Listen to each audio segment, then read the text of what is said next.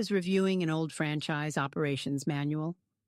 I had no particular reason to reread that evening, an old habit from over 3 decades running a small regional business, when a letter arrived from the franchisor's own legal department, addressed directly to me as the agreement's original signatory, informing me formally that 2 of our 3 locations were currently in material breach of our franchise agreement and faced termination proceedings within 30 days unless the violations were immediately corrected. I remember setting that letter down slowly, my own reading glasses still perched on my nose, right before its contents rearranged the entire shape of that evening. I had no idea that my daughter-in-law had spent the better part of a year quietly altering store branding, menu offerings, and supplier relationships at 2 of our locations, moving them steadily away from the franchise's own required standards in preparation for what she'd apparently intended as a full, independent rebrand, and that within the following week I would personally intervene with the franchisor directly, using my own standing as the agreement's actual signatory to prevent the termination that would have ended a business I'd spent 30 years building. My name is Vivian Ashdown. I'm 74 years old. I spent 30 years building a small regional ice cream business from a single storefront into 3 locations operating under a regional franchise agreement.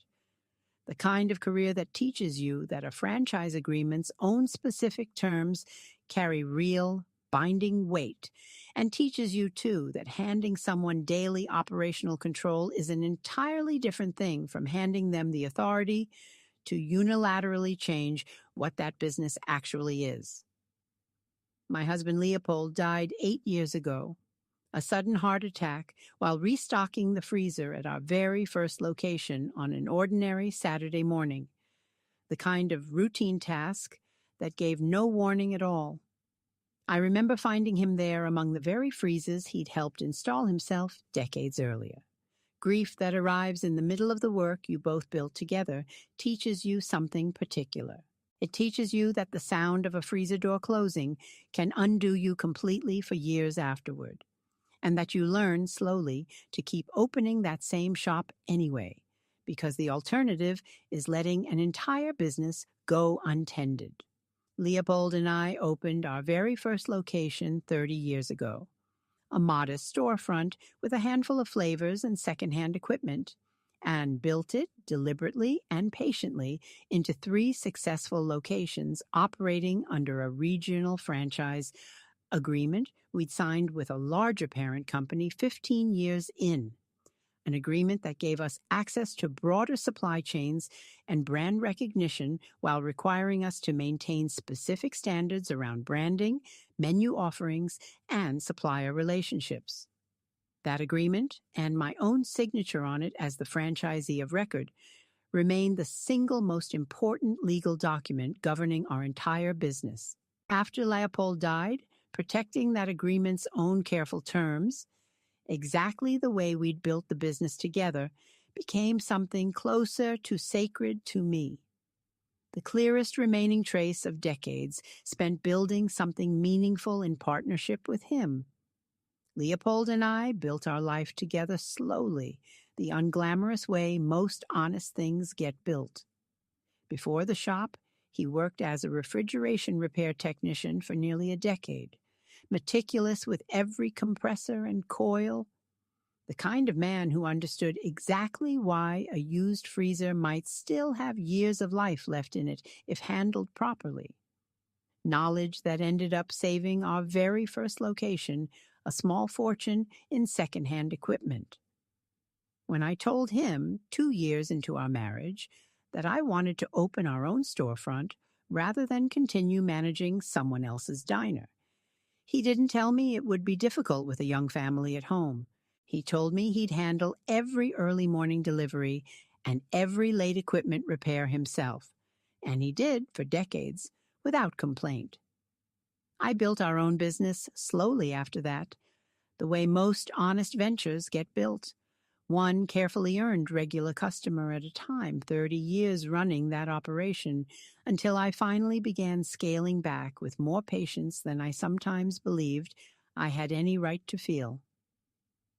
I remember one particular young employee early in our own expansion, a woman convinced she'd never develop the confidence to manage an entire shift alone, whom I spent an entire summer quietly mentoring after our shared closing shifts, never once mentioning to Leopold how much extra time it actually required. She went on to open 2 successful locations of her own in a neighboring county.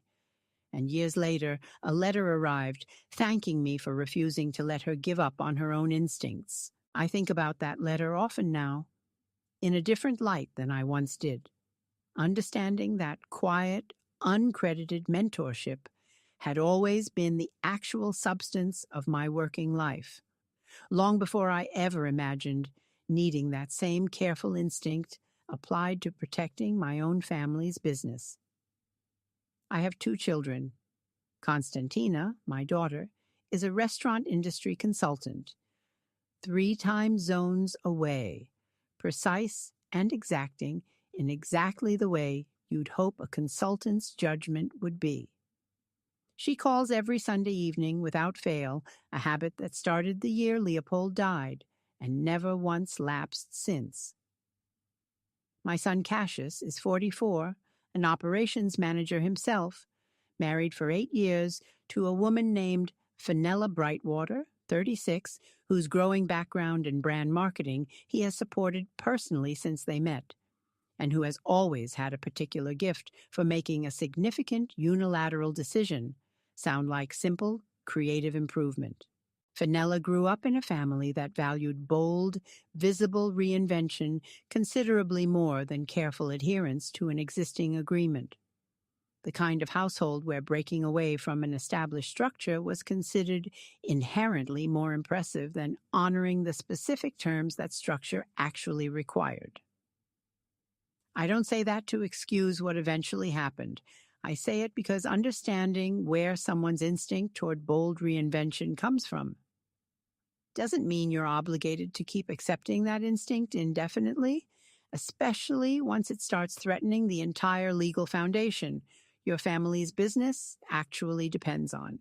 She told me a story once early in her relationship with Cassius, back when we still spoke easily and often, about her own father's habit of quietly rewriting the terms of small business partnerships he'd entered into whenever he decided he'd outgrown the original arrangement, believing his own vision mattered more than whatever he'd initially agreed to on paper. My dad always said contracts were just a starting point for negotiation, not an actual ceiling on what you could build, she told me, laughing. I grew up believing that a binding agreement was simply the first draft of something better you were entitled to improve upon unilaterally. I remember thinking at the time that it reflected a genuinely bold entrepreneurial spirit in her family. I didn't yet understand that she had absorbed an entire framework built around treating legal agreements as flexible starting points rather than binding commitments, and that our own family's franchise agreement, protected specifically because Leopold and I understood exactly what it guaranteed us, would eventually become the thing that framework was applied to without my consent. My own days, in the years since Leopold died, had settled into a quiet, predictable rhythm. Coffee at my own kitchen table most mornings, an hour or 2 reviewing store reports out of habit as much as need. The occasional visit from a longtime employee looking to catch up. It was, by most measures, a peaceful life, one I'd built carefully around a business I still loved, and one that made an ordinary Tuesday evening's mail feel, at first, like nothing more than routine correspondence. Cassius met Fenella at a regional marketing conference he'd attended for his own operations work, and I remember the first time he brought her by one of our shops, watching her ask genuinely informed, thoughtful questions about our seasonal promotions and customer loyalty program the kind of questions that suggested real professional curiosity rather than polite small talk. I remember thinking, watching that first visit, how naturally capable she seemed. Exactly the kind of creative energy this business could benefit from having close by. I would think about that first visit considerably more in a different light once I understood how selectively that same capability eventually got applied. About a year and a half ago, once Cassius had handed most of the day-to-day operational decisions over to Fenella, given her own genuine marketing talent, she began, with real enthusiasm, discussing ways to modernize the store's own branding and menu offerings. I welcomed her creative energy, warmly, genuinely glad to have someone talented helping refresh details I found increasingly difficult to keep current myself. I did make clear early on that any actual change to our branding, menu standards, or supplier relationships had to remain within the specific terms of our existing franchise agreement, given how much our entire business depended on maintaining that relationship in good standing. She told me she understood completely. It would take nearly a year and a half of careful, escalating deviation before I understood exactly how much that understanding had actually meant. For the first several months, everything felt like exactly what I'd hoped it would be. Fenella's own genuine creative talent bringing fresh energy to seasonal promotions, always staying comfortably within the franchise's own established guidelines. The first time I noticed something beginning to shift was when Fenella mentioned, almost as an aside, that she'd been sourcing certain specialty ingredients from a local supplier rather than the franchise's own approved distributor, framing the change as simply better quality rather than a departure from a contractual requirement I'd explained to her directly months earlier. The second incident happened when I discovered, entirely by accident, visiting one of our own locations, unannounced, that the store's own signage had been subtly modified. The franchise's own required logo elements reduced in prominence in favor of a new, unofficial design element Fenella had apparently commissioned independently, without ever bringing that change through the franchise's own required approval process. The third incident happened when Cassius mentioned to me, during an ordinary visit, that Fenella had been working considerably harder than usual lately on what he understood to be some kind of broader rebranding project, though he admitted, a little sheepishly, that he hadn't followed the specific details closely himself, trusting her own professional judgment on marketing matters generally. The fourth incident happened when I overheard Fenella on a phone call with a graphic designer discussing a complete new brand identity for what she referred to as our own independent business going forward. Language that made no mention of our actual binding franchise agreement, or the fact that any such rebrand would constitute a direct material violation of terms I had personally signed and remained legally responsible for.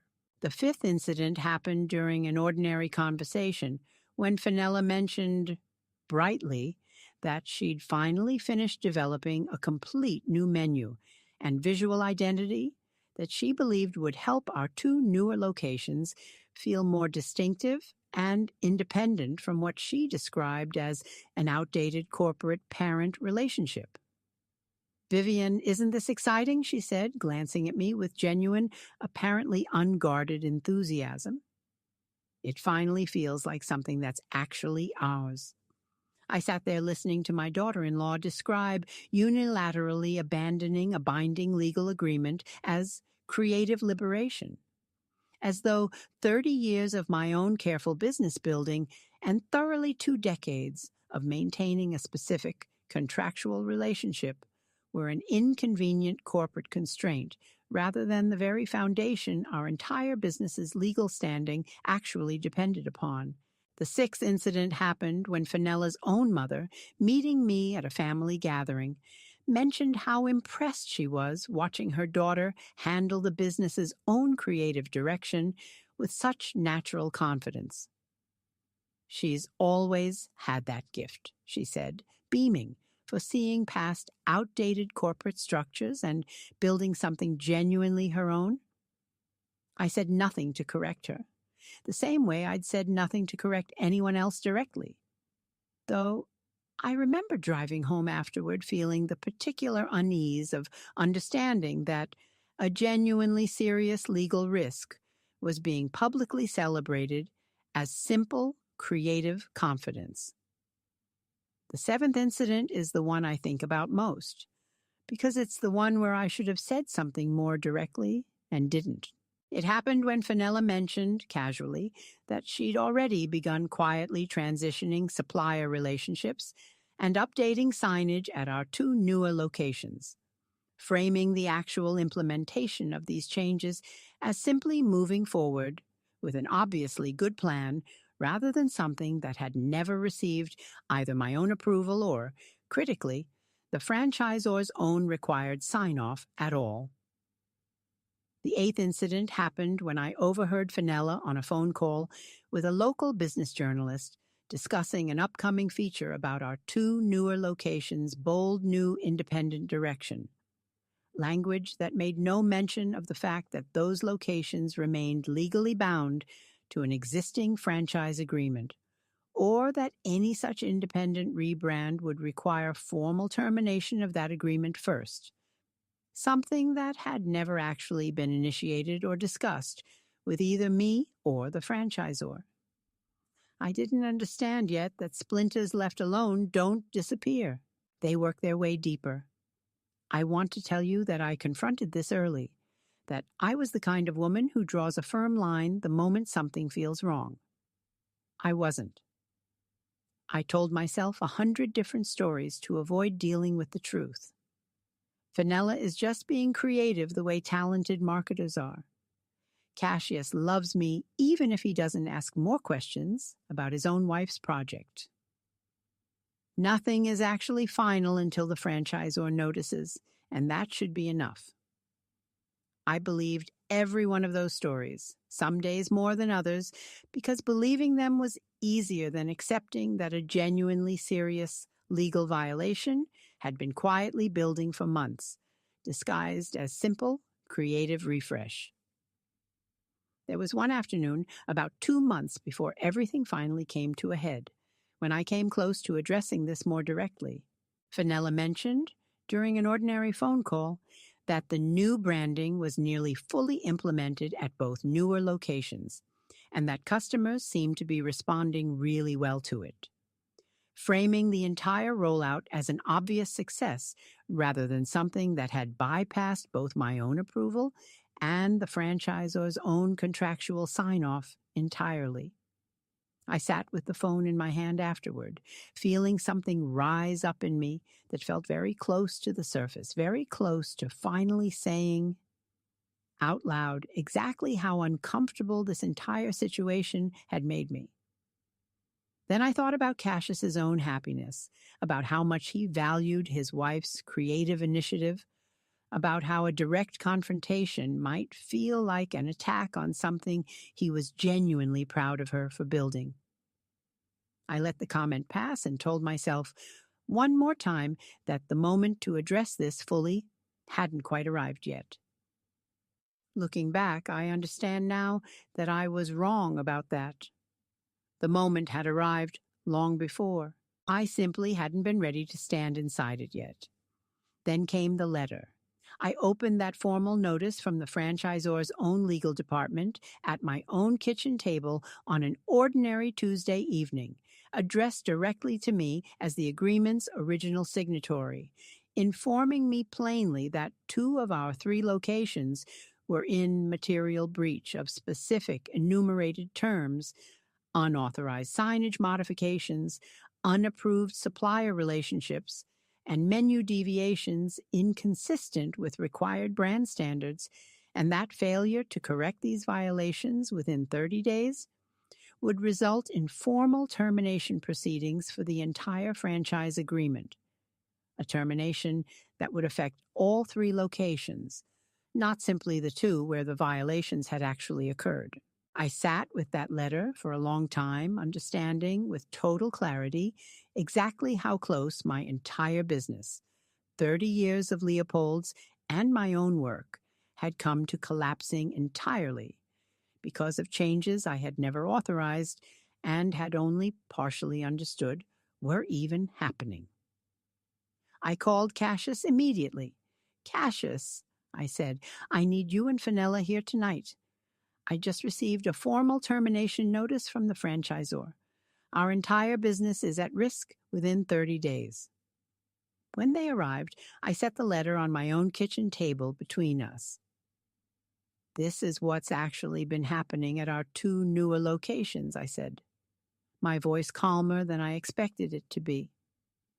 Every single violation listed here traces directly back to changes Fenella made without ever bringing them through the franchisor's required approval process. Changes I explicitly told her from the very beginning needed to stay within our existing agreement's own terms. Fenella's face went pale. I didn't realize it had actually reached this point, she said. I thought the changes were minor enough that nobody would really object. They weren't minor, I told her. They were specific. Documented violations of a binding legal agreement, and our entire business, all 3 locations, not just the 2 you changed, is now 30 days from losing everything Leopold and I spent 30 years building. I called my old friend Philomena before I called my attorney, a woman I'd run a neighboring small business alongside for over 2 decades, needing to hear a voice that understood exactly how seriously a franchise agreement's actual terms needed to be honored. I told her the whole story, a 1.5 years of gradual deviation, the formal termination letter, my own family's entire livelihood suddenly at genuine risk. She listened without interrupting, her own coffee going cold in front of her. Vivienne, she finally said, you spent 30 years building something specifically by honoring every single agreement you ever signed carefully and completely. I don't think that principle stops applying just because the person who stopped honoring it happens to be family herself. I keep waiting to feel like I'm overreacting to some marketing changes, I told her, and it isn't coming. Maybe it isn't coming, Philomena said, because you're not overreacting. Someone made unauthorized changes serious enough to put your entire business's legal standing at risk. And you only found out because the franchisor's own lawyers finally noticed. That's not an overreaction. That's exactly the alarm that situation actually required. I called my attorney, a sharp, long-time professional acquaintance named Octavia Pennington, whom I'd worked with for years on various matters related to the original franchise agreement. I explained the situation plainly. The specific violations, the 30-day termination window, my own genuine desire to correct the situation and preserve the business entirely, if possible. Vivienne, she said, after reviewing the notice herself, the good news is that every single violation listed here is actually correctable within the given time frame, provided we act immediately and decisively. The franchisor isn't looking to punish you personally. They're looking for confirmation that the agreement's terms will actually be honored going forward. I want to be clear about what I did and did not do, because I think it matters. I did not simply blame Fenella publicly or seek to punish her out of pure anger. Octavia and I worked directly with the franchisor's own legal department, presenting a formal, documented corrective action plan, reversing every unauthorized change at both affected locations, restoring approved signage, supplier relationships, and menu offerings within the required time frame, and formally reasserting my own sole authority as the agreement's original signatory over any future changes of any kind. Cassius called me the following morning, his voice tight with genuine fear rather than his usual calm.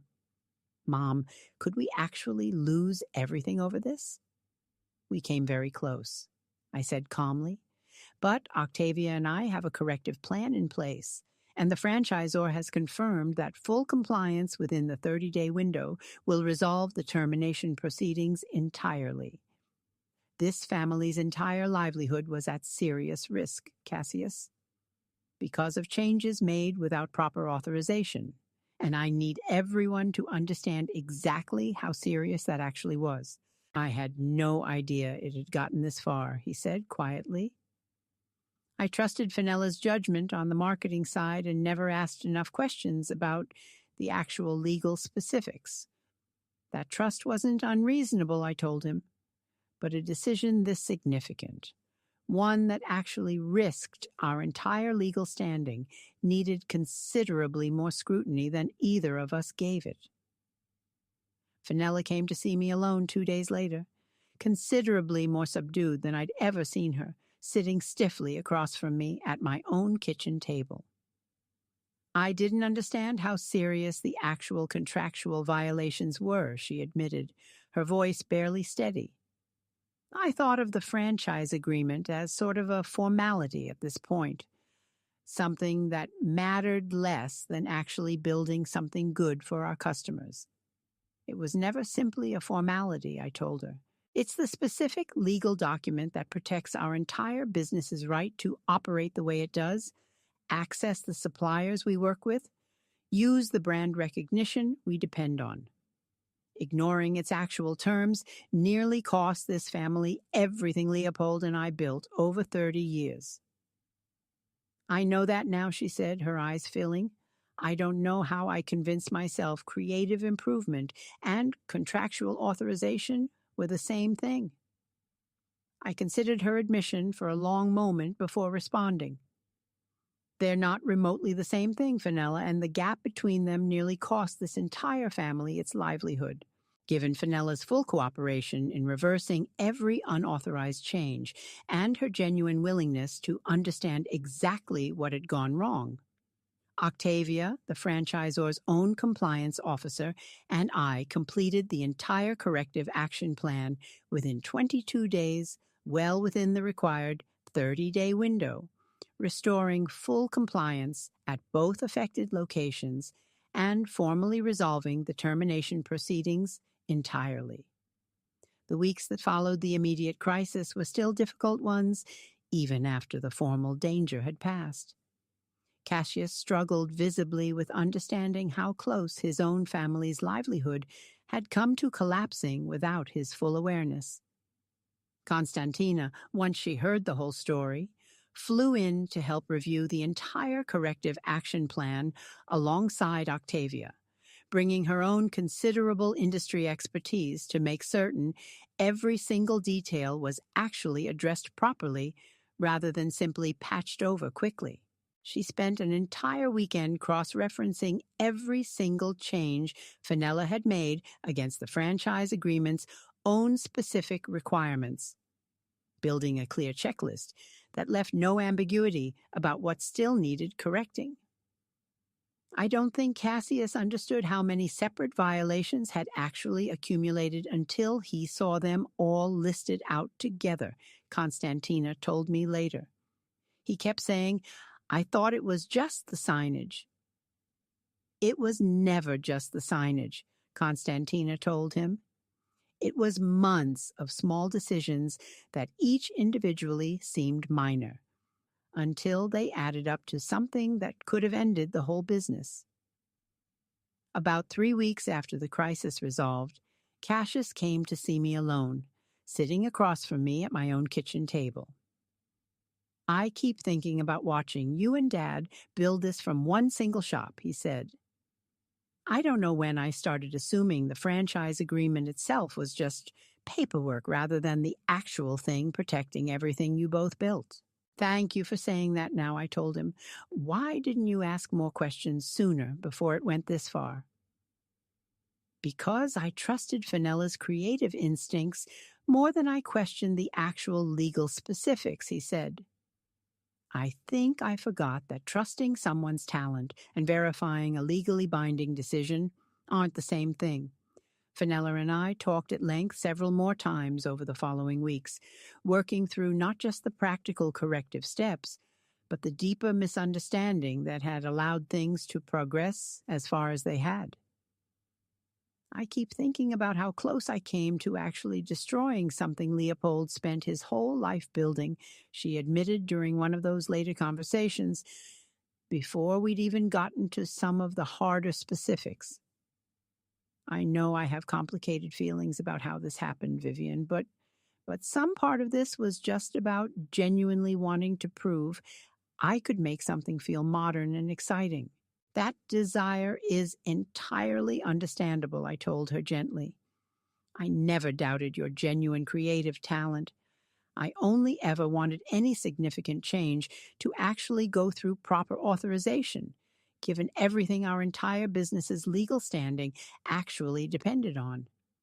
She nodded, wiping her eyes, and continued. I've been thinking about everything, she admitted, about how easily wanting to prove my own creative vision turned into believing legal formalities didn't really apply to genuinely good ideas. I think I convinced myself that customers responding well to the changes meant the changes themselves were automatically fine, without ever separating those two very different questions properly. You were never entitled to bypass a binding legal agreement, Fenella, I told her. But you are always entitled to bring your own genuine creative ideas to me and to the franchisor directly through proper channels to see what might actually be possible. Those are very different paths, and only one of them was ever actually available to you. I don't know how to undo how close I came to costing this family everything, she said. You don't undo a near miss, I told her. You account for it honestly, which you have, and then you spend considerable time afterward proving, through small, consistent carefulness, that you understand exactly why that scrutiny mattered as much as it did. We talked for nearly 2 hours that particular afternoon, about Leopold, about that very first storefront, about what building something properly within real constraints actually required. I showed her our own original franchise agreement. Decades of careful amendments and updates Leopold and I had negotiated properly over the years, work that had taken considerable patience to get right each time. Fenella looked through those documents slowly, her hands careful, before asking if she could help me develop a clear, written process for proposing and properly vetting any future creative changes, something that channeled her genuine talent through actual, sanctioned approval rather than unilateral action. By the end of that conversation, something between us had shifted, not fully repaired, but genuinely, honestly begun. Cassius and Fenella began attending a small business governance workshop together that autumn, specifically to better understand how significant operational decisions needed to be properly vetted and authorized within an existing legal framework. Fenella told me later that the instructor had used almost the exact language Octavia had used with our own situation, describing exactly the kind of unauthorized deviation Fenella had nearly completed as a common, serious risk in family-run franchise operations specifically. I called Octavia a few weeks after the crisis fully resolved to properly thank her for her own swift, decisive help.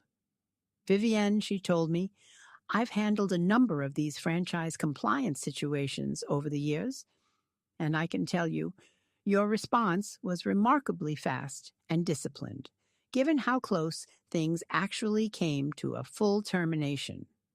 Most franchisees, understandably, panic or become defensive in the moment.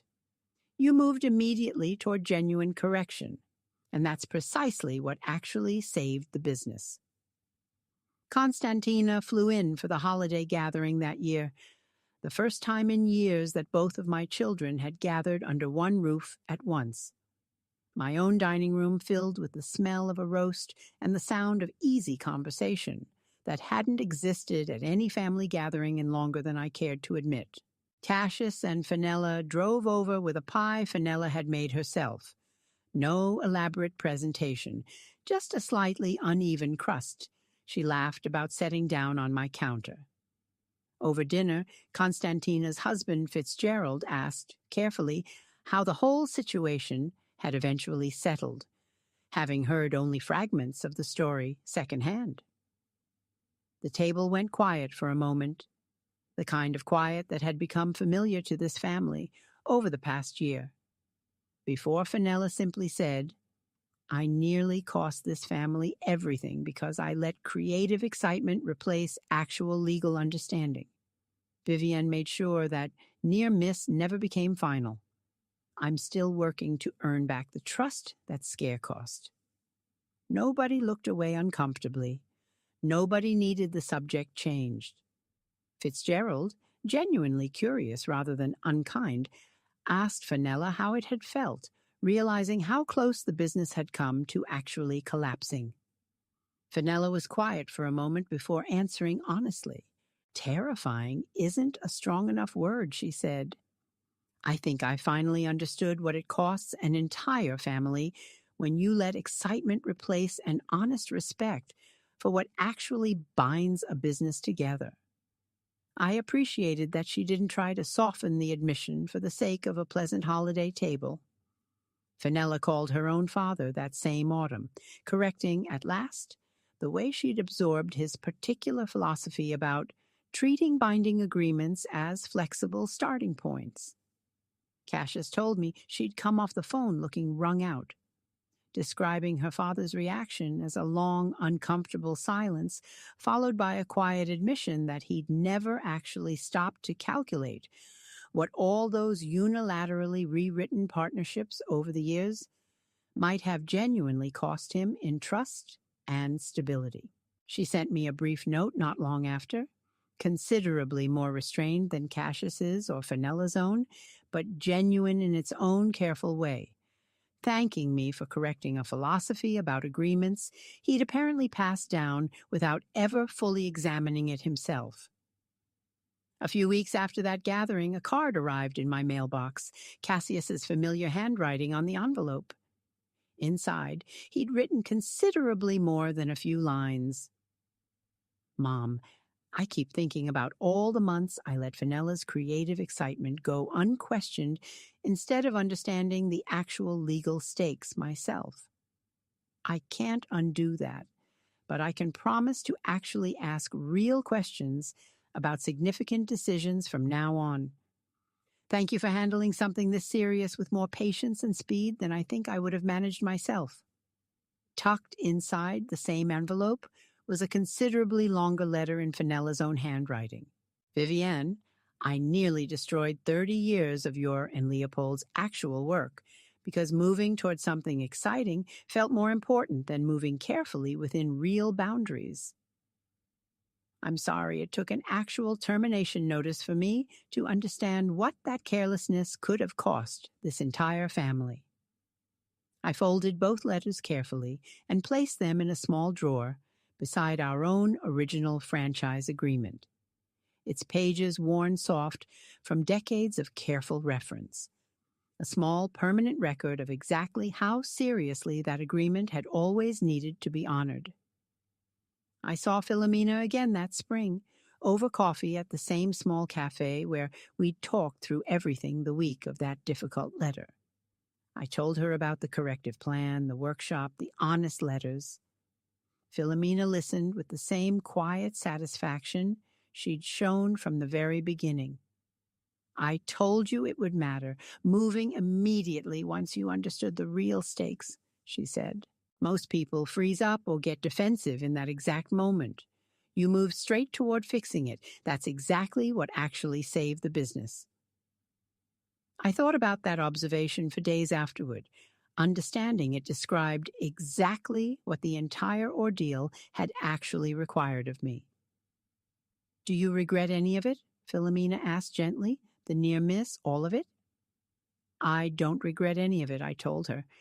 I regret considerably more that it took an actual formal termination letter to reveal how far a genuinely serious deviation had already progressed without my full understanding. I think I needed that alarm, in some strange way, to finally understand exactly how thoroughly good intentions alone can fail to protect something without genuine, careful adherence to what actually binds it together. I think about that ordinary Tuesday evening often, my own reading glasses still perched on my nose, a formal letter revealing exactly how close an entire business had come to ending because of changes I'd never properly authorized. At the moment, it felt like the beginning of something genuinely devastating. Looking back now, I understand it was actually the beginning of something considerably more honest.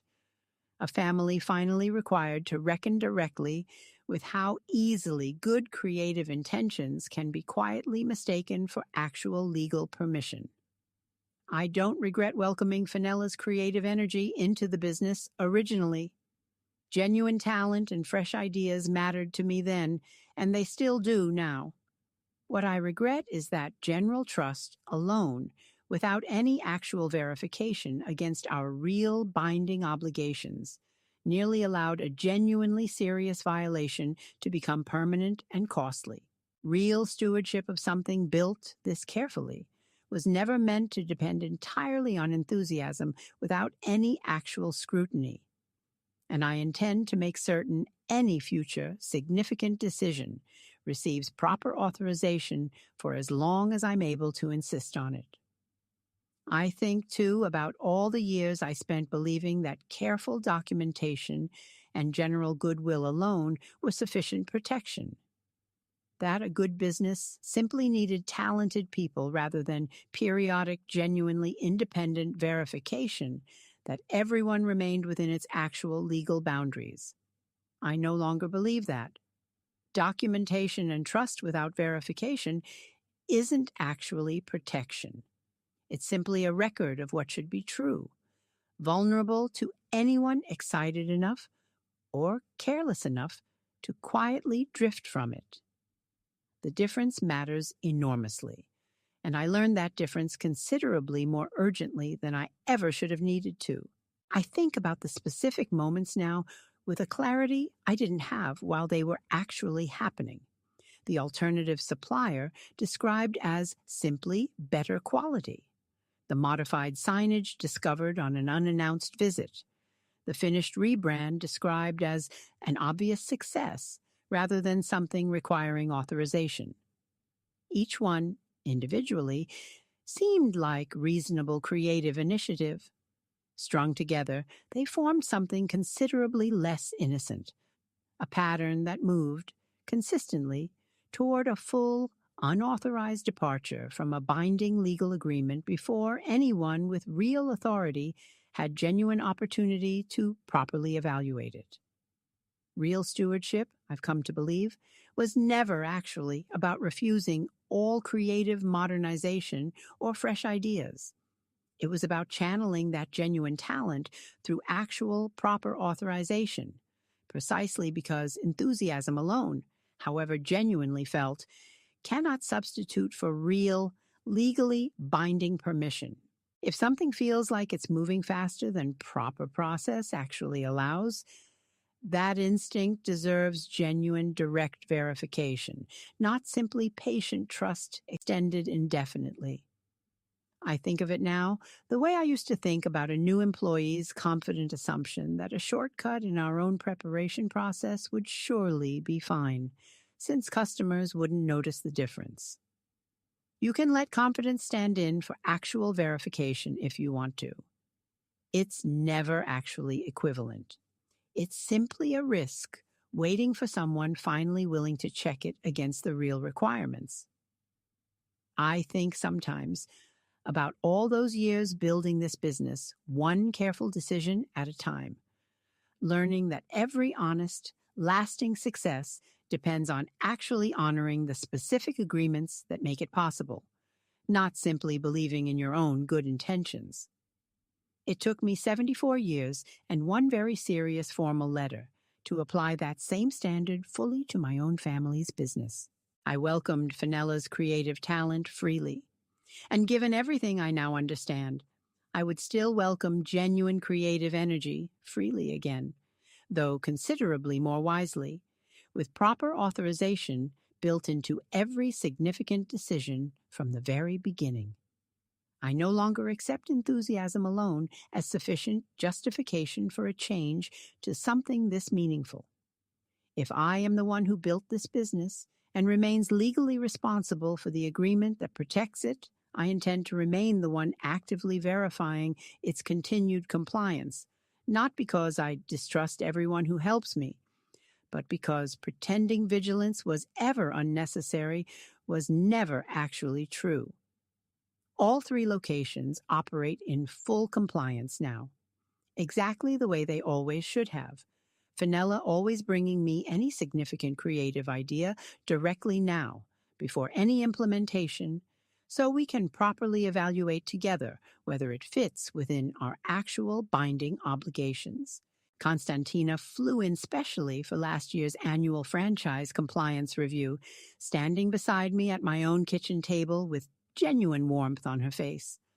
Watching Fenella ask Octavia detailed, careful questions about exactly what a proposed seasonal menu change would actually require before committing to anything further.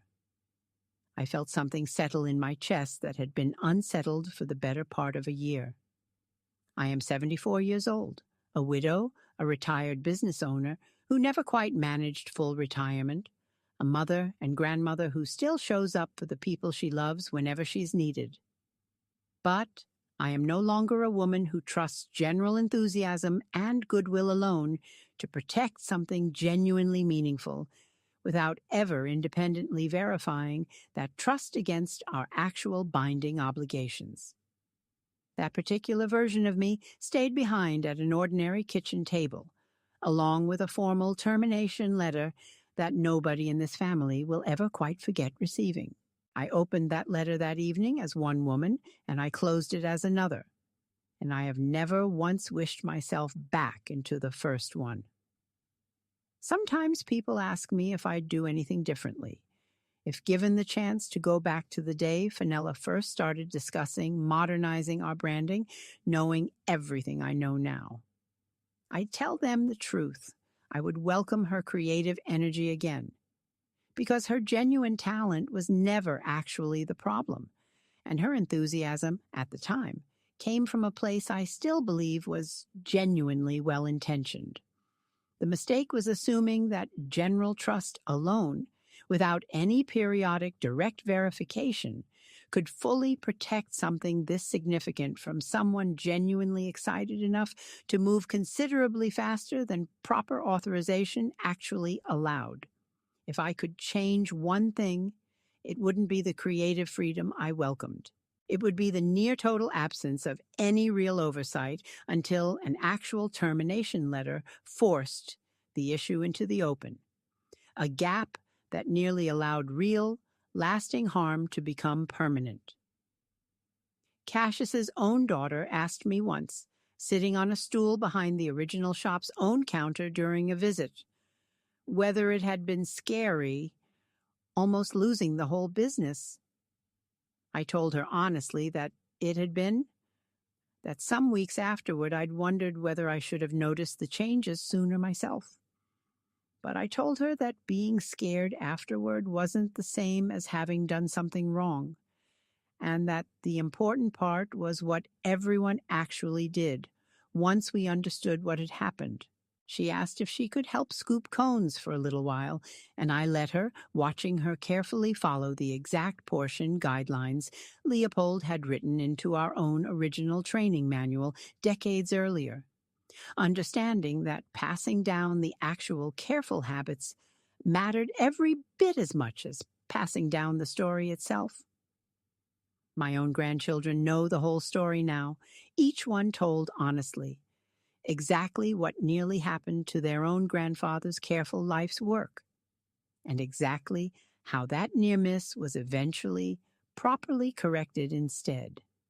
I tell it every single time exactly the same way, unhurried and complete, the original single storefront, the near-total collapse, the eventual honest correction, watching them absorb a history that finally belongs to everyone who actually understands what patient, careful stewardship is genuinely worth. These days, when anyone asks about the 3 shops still operating under that same franchise agreement, they hear the whole story. The single storefront, decades of careful growth, a near miss nobody saw coming, and a family that learned, considerably more urgently than it should have needed to, exactly what genuine business stewardship actually requires. I'm simply, finally, exactly as certain of this business's protected standing as I always should have been.